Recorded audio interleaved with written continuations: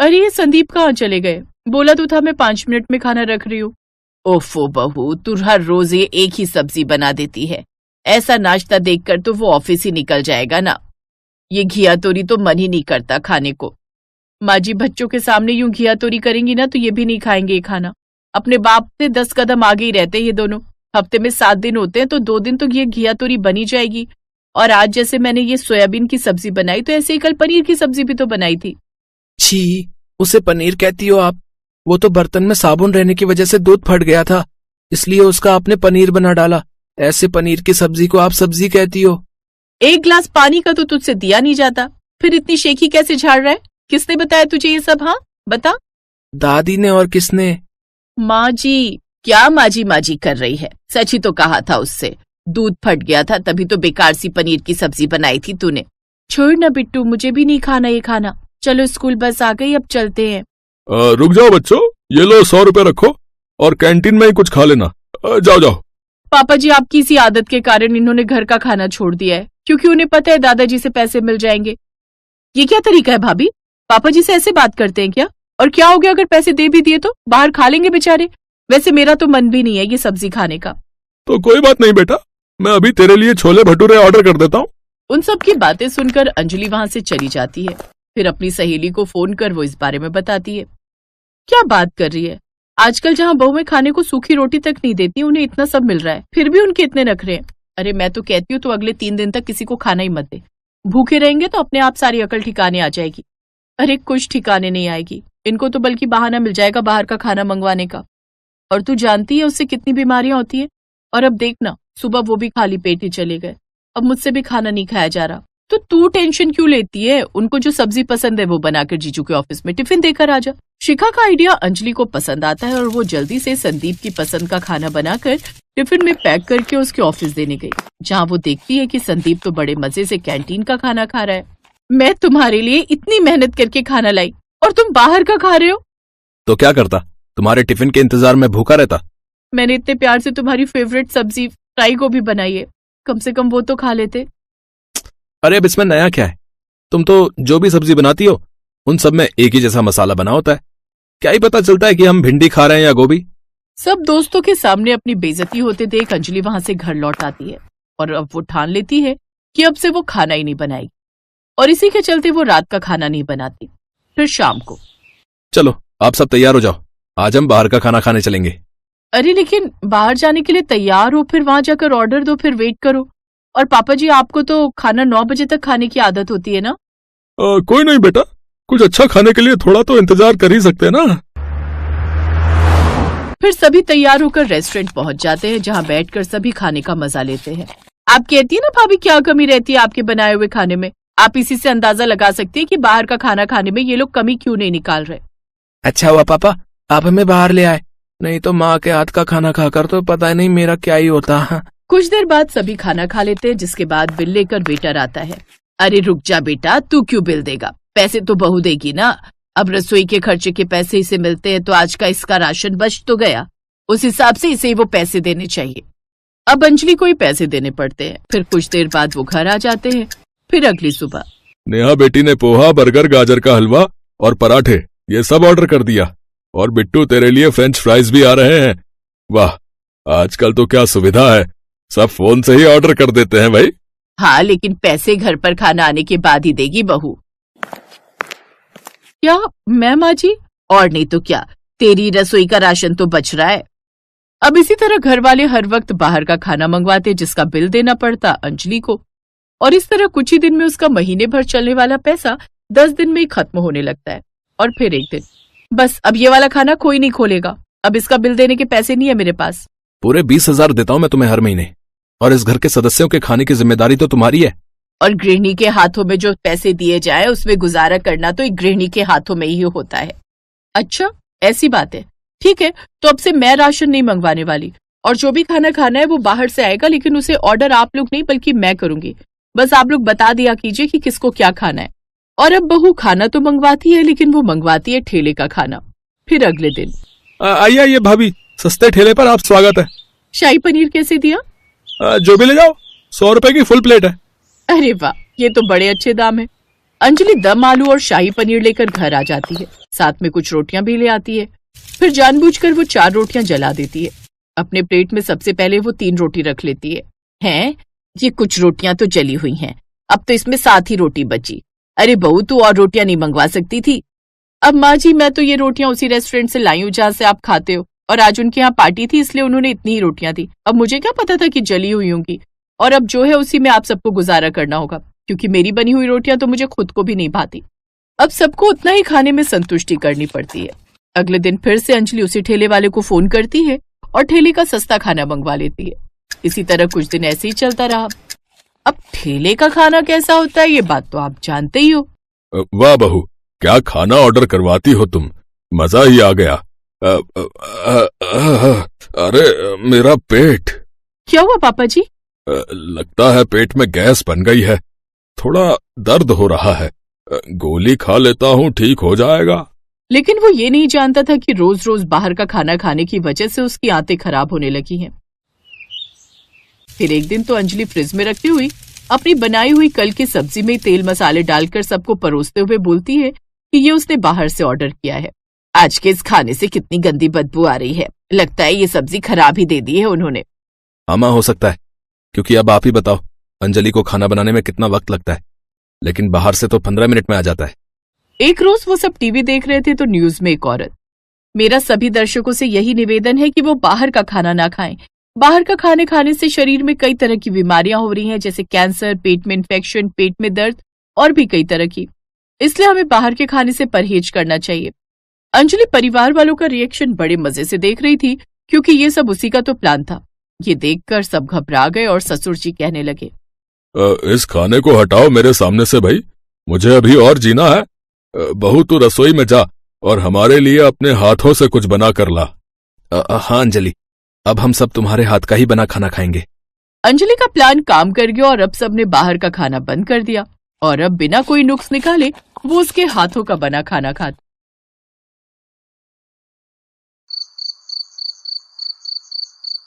ओहो, अब और नहीं रुका जा रहा, चल ही जाती हूँ बाहर, कोई तो बता ही देगा कहाँ है बाथरूम।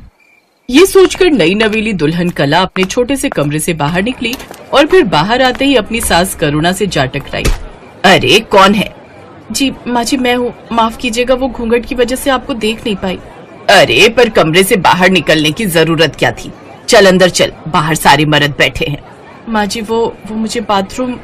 अपनी बहू की पूरी बात सुने बिना ही करुणा उसे वापस कमरे में धकेल लाई और फिर, क्यों री, तुझे रत्ती भर भी शर्म ना है? बाहर सारे मर्दों के सामने क्या बोले जा रही थी?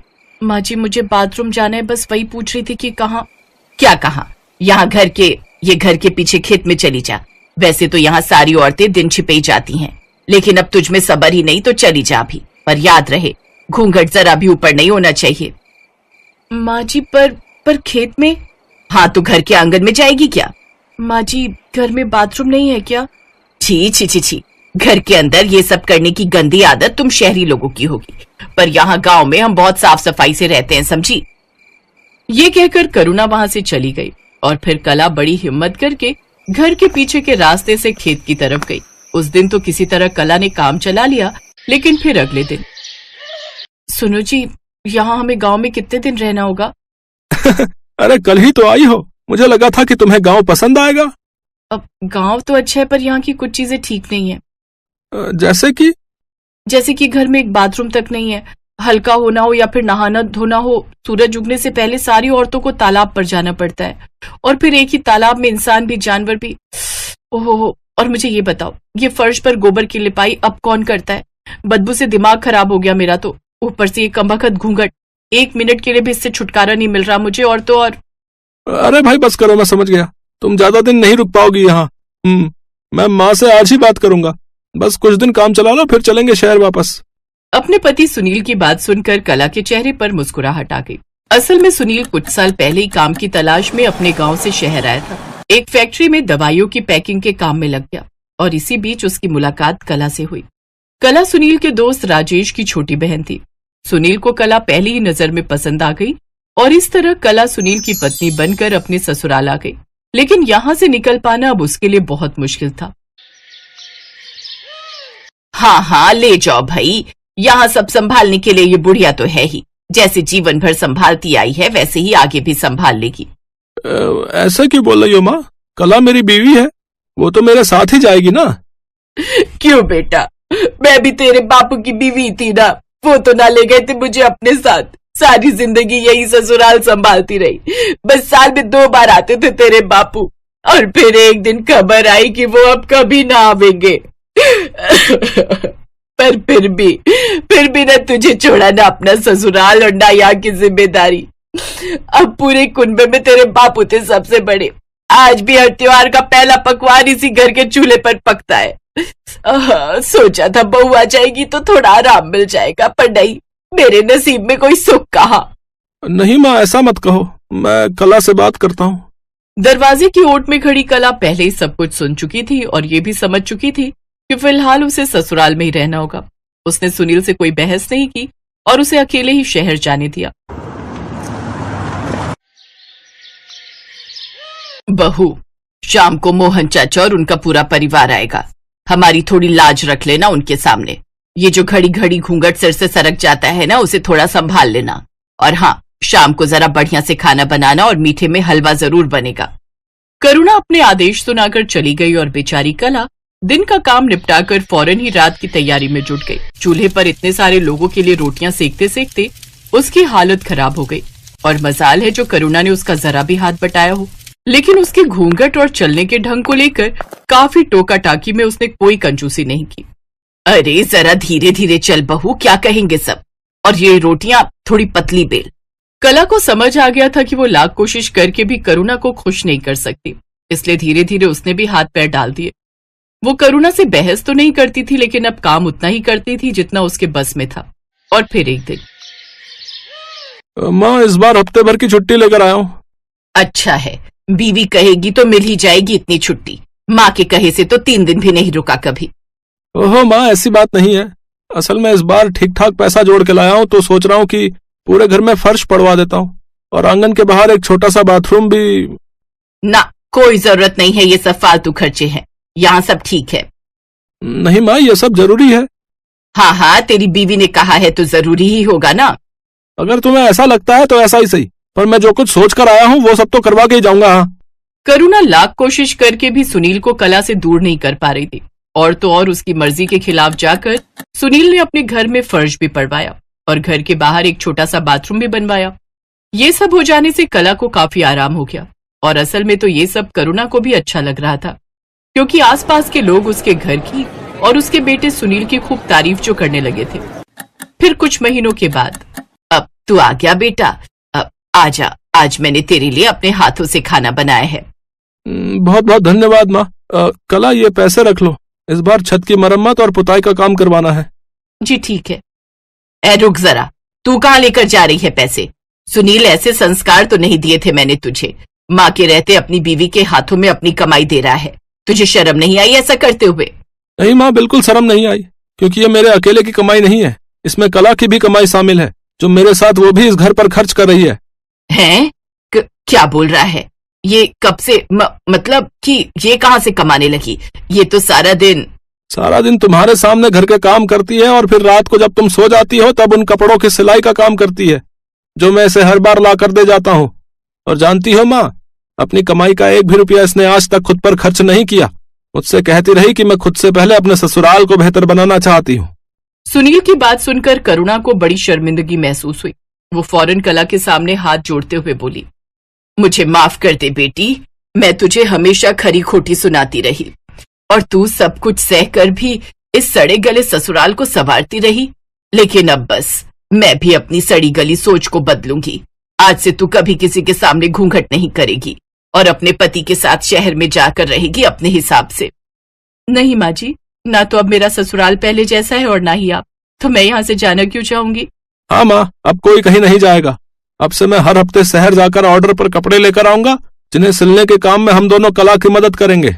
मैंने पूरा हिसाब लगा लिया है, ऐसे हम ज्यादा कमाई भी कर सकेंगे और हमेशा साथ में भी रह सकेंगे। हाँ, तो इस तरह कला ने अपनी मेहनत और सही सोच से अपनी किस्मत बदली और उसका सड़ा गला ससुराल उसका खुशियों से भरा संसार बन गया।